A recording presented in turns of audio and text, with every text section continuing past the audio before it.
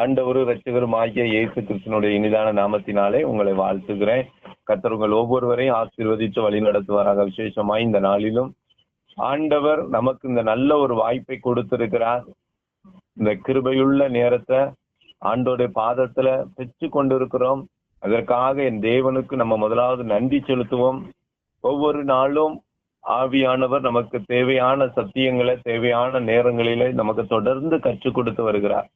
இது நாம் மாத்திரம் பயன்படுத்தி கொண்டால் போதாது, மற்றவங்களுக்கும் அதை பயன்படுத்தும்படியாக என்னோடு பேசப்பட்ட தேவ வார்த்தைகளை, என் தேவன் எனக்கு கற்றுக் கொடுத்த வார்த்தைகளை, நான் கண்டதும் கேட்டதுமான பரிசுத்த ஆவியானுடைய வல்லமைகளை நாம் மற்றவங்களுக்கு எடுத்து சொல்ல வேண்டியது அவசியமா இருக்கிறது. அதற்காகத்தான் நம்ம கற்றுக் கொடுக்கப்படுது. நாம் மாத்திரம் பயன்படுவதற்காக இந்த வேத வசனம் சொல்லப்படல. நாம் மாத்திரம் பயன்படுவதற்காக நம்முடைய வாழ்வில தேவன் அற்புதங்களை செய்யல. நம் மாத்திரம் நன்றா இருக்கணும், பரலோகத்து போகணுங்கிறதுக்காக ஆண்டவராய் இயேசு கிறிஸ்து பரிசுத்த இரத்தத்தை சிந்தல. எல்லாரும் செல்லணும், அதை நாம் பெற்ற நாம் மற்றவங்களுக்கு சொல்லணும் என்பதுதான் ஆண்டவர் இந்த நாளில நமக்கு அதிகமாய் கற்றுக் கொடுக்கிறார்.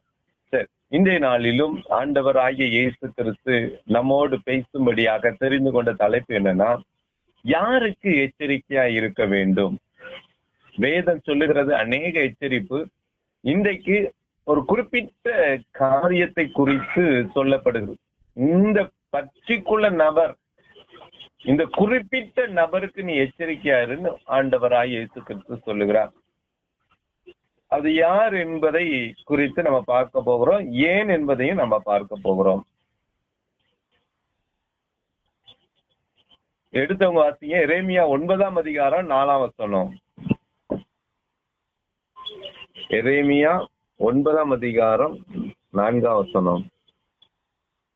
நீங்கள் அவனவன் தன் தன் சிநேகிதனுக்கு எச்சரிக்கையாயிருங்கள், எந்த சகோதரனையும் நம்பாதிருங்கள். எந்த சகோதரனும் மோசம் பண்ணுகிறான், எந்த சிநேகிதனும் தூட்சித்திருக்கிறான்.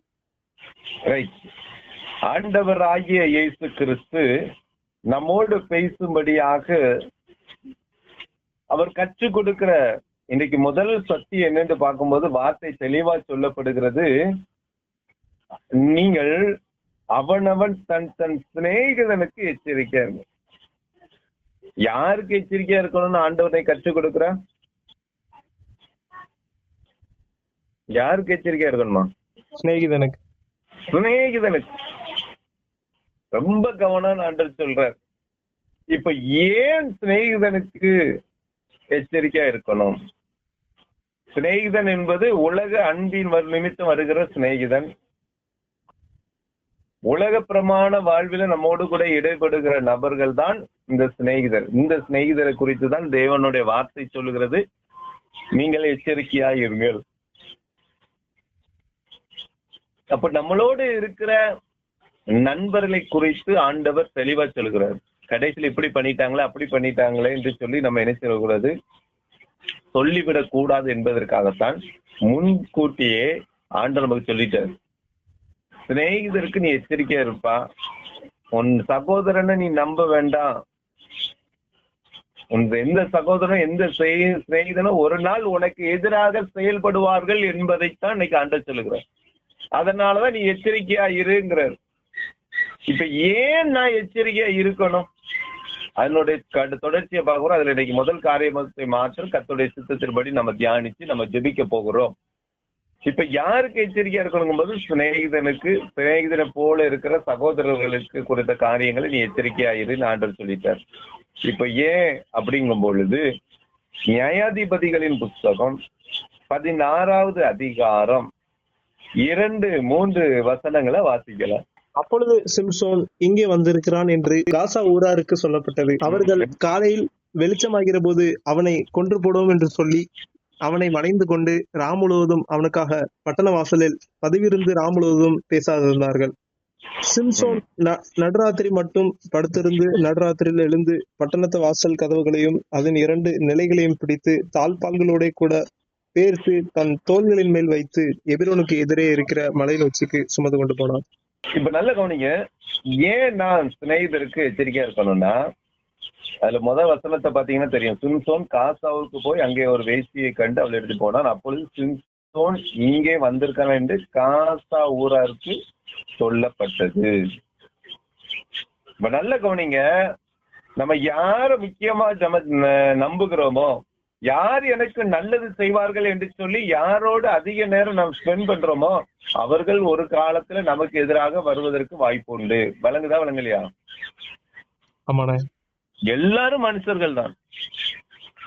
இப்ப இந்த இடத்துல பார்க்கும்போது காசா ஊருக்கு வந்திருக்காங்க, இந்த வேசி இடத்துக்கு வந்திருக்கிறதுனால அவன் அந்த ஸ்திரீன் மேல் நம்பிக்கை வச்சிருக்கிறான். ஆனா இங்கோடைய சூழ்நிலை பார்க்கும்போது இவனை குறித்து சொல்லப்படுது. எப்ப இங்க வந்திருக்கான், சிம்சோன் வந்திருக்கான், பெலிஸ்தர்ட்ட போய் சொல்லுங்க. தனக்குன்னு ஒரு ஆபத்து வரும்பொழுது, அல்லது தனக்கு ஒரு ஆதாயம் வரும் பொழுது உன்னை எந்த நேரத்திலையும் தூக்கி விட்டு போயிடுவான் சிநேகிதன். நல்லா கவனிக்கணும். புரியுதா புரியலையா? உன்னுடைய வாழ்க்கையில ஒரு நெருக்கடியான ஆபத்து வரும்போது அது அவன் பிரச்சனை அப்படின்ட்டு அழகா சூழ்நிலையை ஈஸியா தட்டி விட்டு போயிட்டு இருப்பாங்க. எல்லாத்துக்கும் நான் இருக்கிறேன்பாங்க. இதுக்கு நல்ல ஒரு உதாரணம் யாரு அப்படின்னா, யூதாசுடைய வாழ்க்கையில பாத்தீங்கன்னா தெரியும். அவன் சொல்லுவான், எல்லாம் நாங்க பாத்துட்டோமா, கடைசியில அவன் கடைசியில காட்டி கொடுத்துட்டேனே, குற்றமில்லா ரத்தத்தை காட்டி கொடுத்துருங்கும் போது அதுக்கு என்ன அது வாம்பாடு, அது வாம்பாடு. கடைசி நேரத்துல எல்லாம் போயிடுவாங்க. சிநேகிதர் என்பவர் கடவுள் அல்ல. விளங்குதா விளங்கலையா? சிநேகிதன் என்பது நம்மை போல ஒரு மனிதர் தான். நம்ம கடவுளுக்கு ஈக்குவலா நிறைய நேரத்தில் சிநேகிதருக்கு இடம் கொடுக்கிறோம். ஆண்டோடைய வார்த்தை கீழ்படுகிறோமோ இல்லையோ, சிநேகிதர் வாழ்க்கை வார்த்தைக்கு அதிகமா கீழ்படுகிறோம். அந்த ஆண்டோடைய நேரத்தை கூட நீ விட்டுட்டு வானா கூட நீ சிநேகிதன் சொன்னா வந்துடுறோம். ரொம்ப எச்சரிக்கிற ஆண்ட தெளிவா சொல்லிட்டார். வசனம் தெளிவாக சொல்லப்படுகிறது, சிநேகிதருக்கு நீ எச்சரிக்கையாயிரு, சிநேகிதருக்கு நீ எச்சரிக்கையாயிரு. இப்ப இந்த பிசாசோட வேலை என்ன தெரியுமா? நீ தேவனுடைய புள்ள, உன்னை டைரக்டா மோத முடியாது, அப்போ உன்னை வீழ்த்தணும். இப்ப நல்ல கவனிங்களேன், இந்த இடத்துல காசா ஊராருக்கு சொல்லப்பட்டோன்னே அவர்கள் என்ன செய்யறாங்க? அவனை எப்படியாவது கொன்றணும்னு சொல்லிட்டு பிளான் பண்றாங்க. பிளான் பண்ணும் பொழுது அங்க என்ன செய்யறாங்க? முன்னாடியே காத்து இருக்கிறாங்க. ஆனா சிம்சோனுடைய வேலை என்ன செஞ்சா, நகரத்திலே படுத்திருந்து நகரத்துல இருந்து கதவுகளை நினைச்சிடறாரு. எப்படி தூக்கி போறான் பாரு, தாழ்பாலோட கூட பெயர்த்து தன் தோளில் மேல வச்சு மலையிலே ஏறிட்டான். இப்ப இவன் நல்லா கவனிச்சீங்கன்னா, இவனை எதற்காக சிம்சோன்னு தேடுறாங்கன்னு பாத்தீங்கன்னா, அவனை கொன்று போடுவான்னு. இப்ப நல்லா கவனிச்சு ஒரு வார்த்தையை நம்ம இதுல புரிஞ்சு கொள்ளணும். சிநேகிதருடைய செயல்பாடு நம்மளை கொல்லணும்னு அவசியம் இல்லை, அவங்க விரும்பல. ஆனா சாத்தானுக்கு நம்ம கொல்லணும்னு ரொம்ப தீவிரமா செயல்படுவான். அப்போ சிநேகிதர் மூலமாய் நம்மளை என்ன செய்வான்? நமக்கு விரோதமாய் செயல்படுறத ரொம்ப கவனமா இருக்கும். அதனாலதான் ஆண்டவர் சொன்னார்ல, யூதாசை பார்த்து சொல்லும்போது, சிநேகிதனே முத்தத்தினாலயா என்ன காட்டி கொடுத்த சொன்னாரா இல்லையா? அப்ப ரொம்ப கவனம். அக்கறை உள்ளது போலதான் இருப்பார்கள். ஏன்னா பிசாசுக்கு நேரடியா நம்மளால வீழ்த்த முடியாதுன்னு அவனுக்கு தெரியும். அப்போ சக மனிதர் மூலமாக, சிநேகிதர் மூலமாக நம்மளை வீழ்த்துக்கு செயல்படுவான். நம்மளோடு நல்லா பேசுறவங்க மூலமா தான், நல்லா பேசுறவங்க மூலமா தான் நம்மளை வீழ்த்துவான். இன்னைக்கு கடவுளுக்கு ஈக்குவலாக இன்னைக்கு சிநேகிதரை முக்கியத்துவம் கொடுக்கறவங்க இருக்காங்க. ஆண்டோட ஆலோசனையை விட மனிதனுடைய ஆலோசனைக்கு இன்னைக்கும் முக்கியத்துவம் கொடுக்கிற நபர்கள் உண்டு. இருக்காங்களா இல்லையா? இன்னைக்கு இருக்கிறாங்க. ஈக்குவலா ஆண்டோடைய வார்த்தையை விட அவன் ஃப்ரெண்ட்ஸ் என்ன சொன்னாங்களோ அந்த ஃப்ரெண்ட்ஸ் அடிப்படையில சொல்ற காரியங்கள் உண்டு, இன்றைக்கும் இருக்கிறார்கள். தேவன் நமக்கு என்னை படைத்தவரை விட அல்லது உருவாக்குனவரை விட உருவாக்கப்பட்டது மேல இன்னைக்கு நம்பிக்கை வச்சுட்டு இருக்கிறாங்க. அதனாலதான் ஆண்டவர் மறுபடியும் நீ சிநேகிதருக்கு எச்சரிக்கையா இருப்பா, உன்னை வீழ்த்துறதுக்கு சிநேகிதன மூலமா தான் உன்னை கொண்டு வந்துட்டு இருக்கிறான். கவனம். ஆண்டவர் யூதாசு காரியத்தை நிமித்தம் ரொம்ப எச்சரிப்போடு இருந்தார். எவ்வளவு பெரிய பொறுப்பு தெரியுமா? பணப்பை கையில வச்சிருக்கிறது, அதுல எவ்வளவு உண்மையா இருக்கணும். நம்பிக்கை உள்ள ஆளுக்கு தான் அந்த பொறுப்பை கொடுக்க முடியும். ஆனாலும் யூதாசை பத்தி ஆண்டவர் நன்கு அறிந்திருந்தார். இன்னைக்கு அதைத்தான் நான் சொல்றோம், நம்ம கொஞ்சம் அறிந்து கொள்ள வேண்டும்.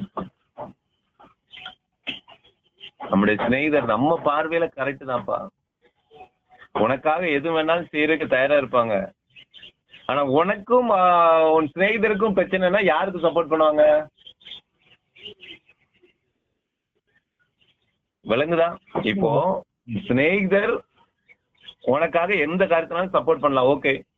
இல்லைன்னா என் ஃப்ரெண்ட் அப்படி கிடையாது, ரொம்ப தீவிரம், எதுனாலும் எனக்கா சொல்லணும். இப்போ உன் ஃப்ரெண்டுக்கும் உனக்கும் பிரச்சனை, யார் இதை சப்போர்ட் பண்ணுவான்? நான் கரெக்ட்னு சொல்லுவானா இல்ல நீ தான் கரெக்ட்னு சொல்லுவானா? அவங்கதான் கரெக்ட். அவங்கதான் கரெக்டும்பாங்க. ஆனா இன்றைக்கும் ஆண்டவராகிய இயேசு கிறிஸ்துக்கு விரோதமா நான் பாவம் செஞ்சிருக்கிறேன்னா?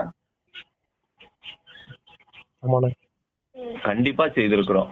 இப்ப முன்னுக்கு உன்னுடைய ஃப்ரெண்டுக்கு பிரியமில்லாத ஒரே ஒரு திருப்பு நீ செஞ்சு பாரு, அவன் நான் என்னெல்லாம் செஞ்சேன் எப்படி எல்லாம் செஞ்சேன், கடைசி அவன் அப்படி பண்ணிட்டான் இப்படி பண்ணிட்டான்னு ஊருக்குலாம் சொல்லிடுவான். ஏன்னா வசனம் அப்படிதான் சொல்லு, எந்த சிநேகிதனும் தூச்சி திரிகிறான். இன்றைக்கு வரைக்கும் நான் தேவனுக்கு விரோதமா செய்த பாவங்கள் எத்தனையோ இது வரைக்கும் எத்தனை இடத்துல என் தேவன் நம்மை குறித்து குறை சொல்லியிருப்பாரு? சொல்லுங்க பாக்கலாம், சொல்லியிருப்பாரா?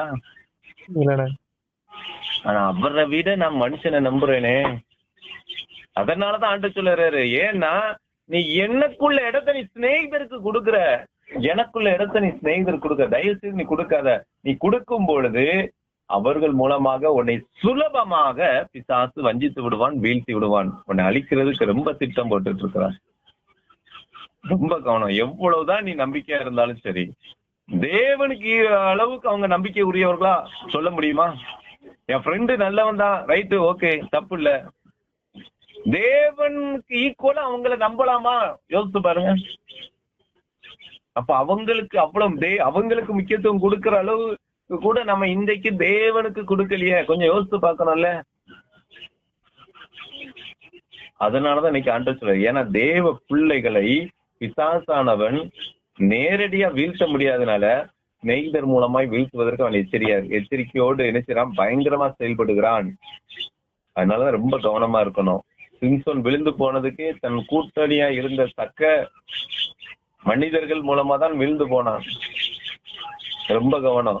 ஏன்னா சிநேகிதர் எப்படிப்பட்டவங்க, சிநேகிதரை குறித்து ஆண்டவர் சொல்லுகிறாரு, ஆவிக்குரிய சிநேகிதர் வேற, ஆனா உலகப்பிரமான சிநேகிதரோட செயல்பாடு எப்படி இருக்கும் தெரியுமா? வேதம் என்ன சொல்லுகிறது? வாசிங்களேன், அதை மாத்திரம் வாசித்து ஜெபம் பண்ணுவோம். 2 சாமுவேல் 13:3 வாசிங்க. 2 சாமுவேல் 13:3. அம்னோனுக்கு தாவீதுடைய தமையன் சிமியாவின் குமாரனாகிய யோனதாப் என்னும் பேருள்ள ஒரு சிநேகிதன் இருந்தான். அந்த யோனதாப் மகா தந்திரவாதி. எப்படிப்பட்டவனா? மகா தந்திரவாதி. விளங்குதா?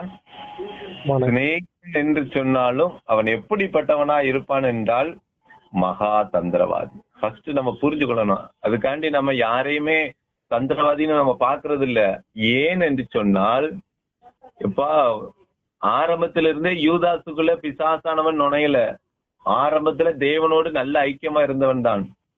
இடைப்பட்ட காலங்கள்ல தான், போயிட்டு இருக்க பாதையில தான், இடைப்பட்ட நாட்களில தான் பிசாசானவன் இருதயத்தை நினைச்சான், பாவத்துக்கு தூண்டுகிறான். இப்ப நம்முடைய பார்வையில இப்ப கரெக்டா இருக்கலாம், ஆனா எப்ப வேணாலும் பிசாசு ஒரு மனிதனை வீழ்த்த முடியுங்கிறதுல எச்சரிக்கையா இருக்கணும். அதனாலதான் ஆண்டவர் சொல்லுகிறார். விளங்குதா? ஆகவே இந்த நாளிலும் ஆண்டவர் நமக்கு கற்றுக் கொடுக்கிற மிக முக்கியமான ஒரு சத்தியத்தை நம்ம, அவன் எப்படியா மகா தந்திரவாதியா இருப்பாங்க. கவனம். அதுக்கப்புறம் இன்னொன்னு பாருங்க, யோபு 16:20 வாசிங்க. யோபு 16:20. என் சிநேகிதர் என்னை பரியாசம் பண்ணுகிறார்கள், என் கண் தேவனை நோக்கி கண்ணீர் சொரிகிறது. ஒரு நெருக்கடி வரும்போதுதான் அவன் சிநேகிதரை பத்தி தெரிய வரும். ஆண்டவர் வார்த்தை சொல்லுகிறது, என் சிநேகிதர் என்னை பரியாசம் பண்ணுகிறார்கள், என் கண் தேவனை நோக்கி கண்ணீர் சொரிகிறது. இன்னைக்கு சிநேகிதர் கூட சில நேரத்துல நமக்கு விரோதமா பரியாசம் பண்ணணும். இன்னைக்கு என்ன சொல்லுவாங்க, முன்னால நாங்களாம் அவ்வளவு ஃப்ரெண்ட்ஷிப்பா இருப்போம், இப்ப நம்மள அவன் மதிக்கிறதே இல்லை. நமக்கு பிறந்த சின்ன வயசுல இருந்து ஒரே ஃப்ரெண்ட்ஷிப் இல்லை. ஒவ்வொரு கேட்டகரியும் ஒவ்வொரு ஸ்டேஜ்லயும் ஒவ்வொரு விதமான ஃப்ரெண்ட்ஸ் நமக்கு வராங்க. ஒவ்வொரு ஒர்க் பண்ற இடத்துல, படிக்கிற இடத்துல ஃப்ரெண்ட்ஷிப் வராங்க. ஆனா சில நேரங்களில் நம்ம நெருக்கடி வரும்பொழுது, சில ஆபத்துகளை, சில போராட்டங்களை சிக்கும் பொழுது அவங்க என்ன செய்றாங்க? என்னை பரியாசம் பண்ண. அதனாலதான் சிநேகிதர் என்னை பரியாசம் பண்ணுகிறார்கள். அதே யோபுல 19:19 வாசிங்க. என் பிராண சிநேகிதர் எல்லாரும் என்னை வெறுக்கிறார்கள். நான் சிநேகித்தவர்கள் எனக்கு விரோதிகளானார்கள். இப்ப என்னைக்குனாலும் ட்ராக் மாறிடும். கவனம். நீ பின்னால வருந்த கூடாதுங்கிறது தான் ஆண்டவர் சொல்றாரு. எச்சரிக்கையா இருங்க. இந்த லிமிட், அதாவது தேவனுக்கு ஈக்குவலா அவங்களுக்கு கொடுக்காதங்கிறாரு. எல்லாரையும் நான் நேசிக்கலாம், பர்டிகுலரா ஒருத்தரை மாத்திரம் தான் நான் நேசிப்பேன் அப்படிங்கிறது ரொம்ப கவனம். அது ஆவிக்கிறவங்களா இருந்தா கூட வசனத்தின் அடிப்படையில நான் பேசுறேன்னா பிரச்சனை கிடையாது. உலக ஐக்கியம் ரொம்ப கவனம். இந்த வசனம் தெளிவா சொல்லுகிறது, என் பிராண சிநேகிதர் எல்லாரும் என்னை வெறுக்கிறார்கள். ஒரு நாள் இன்னைக்கு உன்னை நேசிக்கிறோம், உன்னை வெறுத்துருவாங்க. அதனாலதான் நீ அதனால பின்வாங்கி போய்க்கூடிய சூழ்நிலைக்கு நீ தள்ளப்பட்டுற கூடாதுன்னு தான் ஆண்டவர் சொல்றாரு. விளங்குதா விளங்கலையா? நீ ரொம்ப இன்வால்வ் இல்லாம தேவனுக்கு ரெண்டாவதா நீ வைத்திருக்கும் பொழுது, தேவனுக்குன்னு முதல் வைக்கும் போது அவங்க வெறுத்தாலும் கவலைப்பட முடியாது. இது ஏற்கனவே ஏசப்பா எனக்கு சொல்லிட்டாங்க. அந்த இடத்துல சொல்லப்பட்டிருக்கு பாத்தீங்களா, நான் சிநேகித்தவர்கள் எனக்கு விரோதிகளானார். நம்ம யாரெல்லாம் அன்பா இருந்தோமோ அவங்க நம்மள புரிஞ்சு கொள்ள மாட்டாங்க. ஏன்னா அப்படிப்பட்ட காலங்கள்ல நம்ம வாழுகிறோம். அதனால நீ எச்சரிக்கையா இருங்கிறாரு. உன்னை வீழ்த்தி விடவும் செய்வாங்க. உன் வாழ்க்கையில உனக்கு என்ன சப்போர்ட் பண்ணாம உன்னை புறக்கணிக்கும் செஞ்சிருவாங்க. நீ சோர்ந்து போறதுக்கும் காரணமாயிருவாங்க, நீ பாவம் செய்வதற்கும் காரணமாயிருவாங்கிறாரு. அதனாலதான் செய்தற்கு நீ எச்சரிக்கையா இருங்கிறாரு. இன்னொரு வசனம் கூட வாசிங்க, சங்கீதம் 38:11 வாசிங்க. சங்கீதம் 38:11.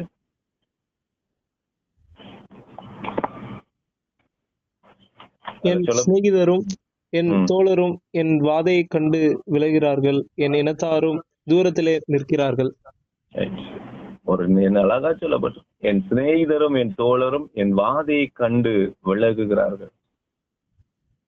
பயங்கரமான நெருக்கடி. இன்னைக்கு இப்போ ஒரு பெரிய அளவுக்கு எனக்கு அமௌண்ட் பணம் தேவைப்படுதான், இன்னைக்கு எத்தனை ஃப்ரெண்ட்ஷிப் நமக்கு அது செய்ய தயாரா இருப்பாங்க. நீ தொடர்ந்து ஒரு தேவைக்கா நீ அவங்ககிட்ட தொடர்ந்து கேட்டுக்கிட்டே இருந்த வச்சுக்கேன், ஒரு குறிப்பிட்ட அளவுக்கு அப்புறம் நம்மளை எவ்வளவு டைவர்ட் பண்ணி வெளியே தள்ளணுமோ அதுக்கு ஏற்றபடி நடந்துருவாங்க. ஏன்னா சிநேகிதன் ஒரு லிமிட்டோடு தான் போவான். அதனாலதான் ஆண்டவர் சொல்லுகிறாரு, நீ எச்சரிக்கையாரு.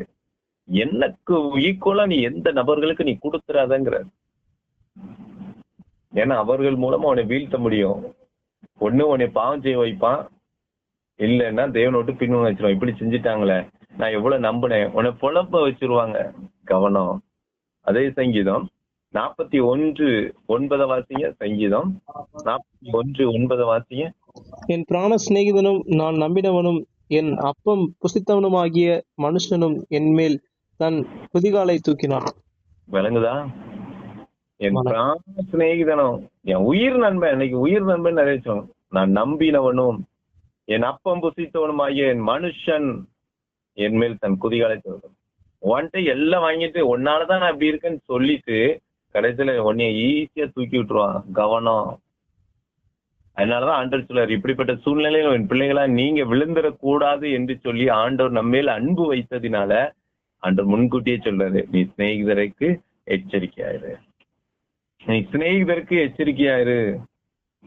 என் பிள்ளைகளே உங்கள்கிட்ட நான் மீண்டும் சொல்லுகிறேன்னு சொல்றாரு, உன்னை பிசாசானவன் நேரடியா வீழ்த்த முடியாது. இதனால என்ன ஆகும், கடைசியில பகை உண்டாகி ஒருவருக்கொருவர் ஒரு ஐக்கியம் இல்லாத போய் மன்னிக்க முடியாத அளவுக்கு போராட்டத்தை கொண்டு வந்துருவான். ரொம்ப கவனம். ஏன்னா அவனுக்கு பிசாசுக்கு பெரிய தேவை என்ன தெரியுமா, பாவம் செஞ்சிடணும். இவன் பாவத்துல எப்பவும் இருக்கும்.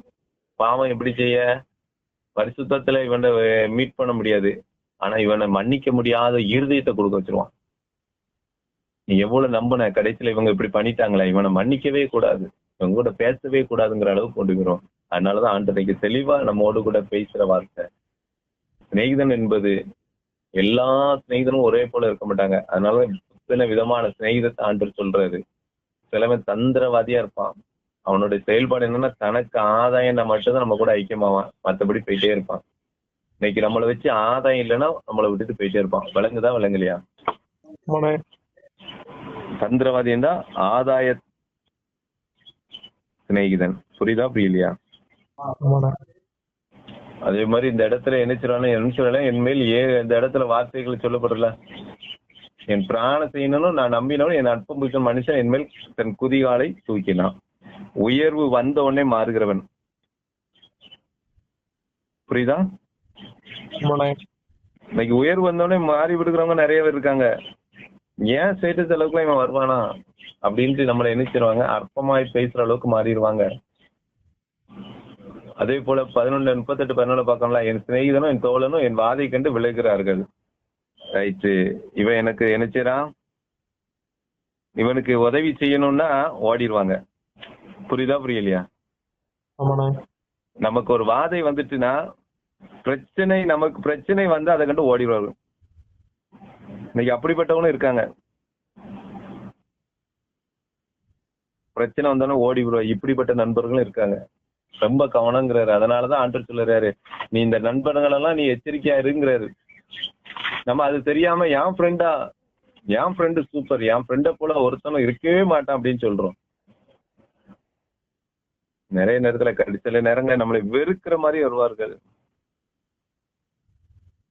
கொஞ்ச நாள்ல என்ன செஞ்சிருவாங்க, ஏனே தெரியல, இப்ப நம்ம கூட பேசவே மாட்டேங்கான், வெறுத்துட்டான். வெறுக்கிற மாதிரி தான் நடக்கும். அதனாலதான் சிநேகிதர்கள் இப்படிப்பட்ட சூழ்நிலைக்கு தள்ளப்படுவோம். நீ கவனமா இருக்கிற.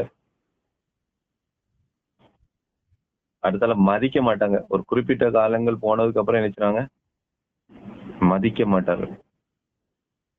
அப்படி மதிப்பா இருந்தவங்க ஒரு காலத்துல வந்து என்ன செய்வாங்க, மதிக்காதபடி நடந்துருவாங்க. அதனாலதான் இந்த சிநேகிதனுடைய செயல்பாட ஆண்டவர் நம்மோடு பேசுகிறார். 5 கேரக்டர் சொன்னாரு. ஆதாய சிநேகிதன், அதான் தந்திரவாதி. விளங்குதா விளங்கலையா? ஆமாண்ணா. தனக்கு உன் மூலமா ஒரு ஆதாயம் கிடைக்குன்னா அது வரைக்கும் பேசுவான், பழகுவான், உயிர் நண்பன் போல செயல்படுவான். ஆதாயம் முடிஞ்சோன்னு போயிட்டே இருப்பான். 2வது, மதிக்க மாட்டான். ஒரு குறிப்பிட்ட காலங்கள் போனவனே நம்மளை பெரிய அற்பமா நினைத்து கொள்ளுவான். முதல்ல இருந்த ஒரு என்ன சொல்ற, ஒரு கணம் ஒண்ணு நிறைஞ்ச ஒரு வாழ்க்கை இருக்கிறது, நம்மளை அற்பமா மதிக்காம பேசுறது. 3வது, நாளாக வெறுத்து விடுவார்கள். ஒன்னை விட இன்னொரு சூப்பரான வேற ஒரு நபர் வந்தாச்சுன்னா, புரியுதா புரியலையா? ஆமாண்ணா. வேறு ஒரு நண்பன் வந்தா ஒன்ன வெறுத்துருவாங்க. கவனமா இரு. இன்னைக்கு ரொம்ப இப்படிதான் நடக்கு. என்னோட ஒன்னு சூப்பர் ஃப்ரெண்ட்ஷிப் வந்துச்சுன்னா உன்னை என்ன செய்வாங்க, வெறுத்து விடுவாங்க. அதே போல 4வது கேரக்டர், பிரச்சனைன்னு வந்தவொடனே உன்னை விட்டு ஓடிடுவாங்க. என் வாதையை கண்டவனே, ஐயோ இவனுக்கு இவன்கிட்ட ஐக்கியம் வச்சிடக்கூடாது. அடுத்தால உயர்வு வந்தவுடன் மாறி விடுவாங்க, கேரக்டரே மாறிடும். அதனாலதான் ஆண்டவர் சொல்லுகிறாரு, சிநேகிதனை அவனை குறித்து எச்சரிக்கையாரு. தேவனுக்குள்ள இடத்தை எந்த சூழ்நிலும் சிநேகிதருக்கு கொடுத்து விடாத. என்னைக்கு வேணாலும் அவர்கள் மாறுவார்கள். பிசாசு மாறுவதற்கு வழியை உண்டாக்குவான். அதனாலதான் கவனமா இருக்கிறார். ஆகவே இந்த நாளிலும் ஆண்டு நம்மோடு பேசியிருக்கிறார். யாருக்கு எச்சரிக்கையா இருக்கணும்? சிநேகிதருக்கு. ஏன்கும் போது அவர்கள் எப்ப வேணாலும் மாறுவார்கள். மாறும் பொழுது நீ வீழ்ந்து விடுகிற அளவுக்கு உன்னை மாற்றி விடுவார்கள் என்பதுதான் நிச்சயம். ஏன்னா பிசாசானவனும் அதற்காகத்தான் செயல்படுகிறான். ஏன்னா டைரக்டா நம்மகிட்ட மோத முடியாது என்பதனால சிநேகிதன் என்ற நபர் மனிதனோடு மூலமாக நமக்கு விரோதமா செயல்படுவாங்கிறத ஆண்டவர் கற்றுக் கொடுத்திருக்கிறாங்க. ஆகவே இந்த அடிப்படையில நம் தேவனுக்கு பயந்து ஆண்டவர் சொன்னபடி நடப்போம். கர்த்தர் அதுக்கேற்ற பலனை தந்து நமக்கு வழி நடத்துவார். கர்த்தர் இந்த வார்த்தைகளை ஆசீர்வதிப்பாராக. ஆமென். கிருபை நிறைந்த அன்பு தகப்பனே, இந்த நல்ல நாளுக்கு மீண்டுமா நன்றியோடு உம்மை துதிக்கிறோம், ஸ்தோத்திரிக்கிறோம். விசேஷமா இந்த நாளிலும் நீர் எங்களோடு பேசின வார்த்தைகள் ஸ்தோத்திரம். சிநேகிதருக்கு எச்சரிக்கையா இருக்க. எந்த சிநேகிதனும் தூற்றி திரிகிறான் என்று சொல்லுகிறார். தூற்றி செல்கிறார். சிநேகிதன் என்று மதிக்க மாட்டாங்கன்னா நம்மளை குறை கூறுவார்கள். இன்னைக்கு குறை கூறுகிறவர்கள் உண்டு. அதே நேரத்துல என் தேவைக்கு மட்டும் நம்மளை எவ்வளவு செஞ்சேன் தெரியுமா, கடைசியில தேவை முடிஞ்சோன்னு விட்டுட்டு போயிடுவான். இதான் சிநேகிதன். வசனம் சொல்லுத. நீக்கு உனக்கு அனுபவம் வந்த பிறகுதான் நீங்க நினைக்கிறீங்க. ஆனா அதுக்கு முன்னாடி வேத வசனமும் அடைச்சுட்ட. தந்திரவாதி என்னது, தனக்கு ஆதாயத்தை தேடுவான். அது மூலமா ஒரு ஆதாயத்தை தேடிட்டு போயிட்டே இருப்பான். 2வது, குறை கூறிட்டே இருப்பாங்க. அவன் சரி கிடையாது, மதிக்க மாட்டான். 3வது, வேறு ஒரு நண்பன் வந்தானே ஒன்ன வெறுத்துட்டு போயிட்டே இருப்பாங்க. 4வது, உனக்கு பிரச்சனைன்னு வந்த உடனே ஓடிடுவாங்க, உன்னை விட்டுட்டு ஓடிடுவாங்க. 5வது, உயர்வு வந்தவுடன் மாறிவிடுவார். அவங்க ஸ்ட்ராட்டஜி, நம்முடைய காரியங்கள் என்ன சொல்ற, ஒரு உயர்வு, ஒரு கனம், ஒரு பணம், எல்லாம் ஏதோ ஒன்று விதத்துல உயர்வு வந்துச்சுன்னா ஈஸியா நம்மளை விட்டுட்டு என்ன சொல்லுவாங்க, அவங்களுடைய கேரக்டர் எல்லாமே மாறிடும். கவனம். அதனாலதான் சிநேகிதருக்கு நீ எச்சரிக்கையா இருக்கிறார். ஆனா இதுல எந்த கேரக்டரும் இல்லாம எப்பொழுதும் ஒரே போல இருக்கிறவங்க நம்ம அவரை நான் சிநேகிதனா ஏற்றுக்கொள்ளணும். உலக சிநேகிதம் நமக்கு பிரயோஜனமற்றது என்பதை இன்னைக்கு ஆண்டவர் பேசியிருக்கிறார். ஆகவே ஆண்டவருக்கு நம்ம ஒப்பு கொடுப்போம். ஆண்டவரே, இந்த நாளிலும் நீர் எங்களோடு பேசின வார்த்தைகளுக்கு ஸ்தோத்திரம். ஏன் எச்சரிக்கை இருக்கணும்னா, பிசாசானவன் நம்மளை நேரடியா வீழ்த்த முடியாது என்பதனால் சிநேகிதர் மூலமாக வீழ்த்துவதற்காக இதை செய்கிறான். ஆகவே இதை உணர்ந்து ஆண்டவருக்கு சமூகத்துல ஒப்பு கொடுப்போம். ஒரு சிநேகிதனுடைய கேரக்டர் எப்படிலாம் இருக்கும், பிசாசானவன் வஞ்சிக்கப்பட்ட சிநேகிதன் என்னெல்லாம் செய்வாங்க என்பதை இன்னைக்கு கற்றுக் கொடுத்தாங்க. அதை உணர்ந்து தேவனுக்கு முன்பாக நம்மை சாட்சியா ஒப்பு கொடுப்போம். கர்த்தருக்கு பிரியமானபடி நம்ம வாழ தேவன் நம்மளை வழி நடத்துவாராக. ஆண்டவரே, இந்த நாளிலும் இந்த கேட்ட சத்தின்படி ஒவ்வொரு பிள்ளைகளையும் நீ நடத்தும்படியாய் ஜெபிக்கிறேன். காத்துக்கொள்ளுங்க. பெரிய கை இயேசு கிறிஸ்து மூலம் ஜெபிக்கிறேன் எங்கள் ஜீவன் நல்ல பிதாவே. ஆமென்.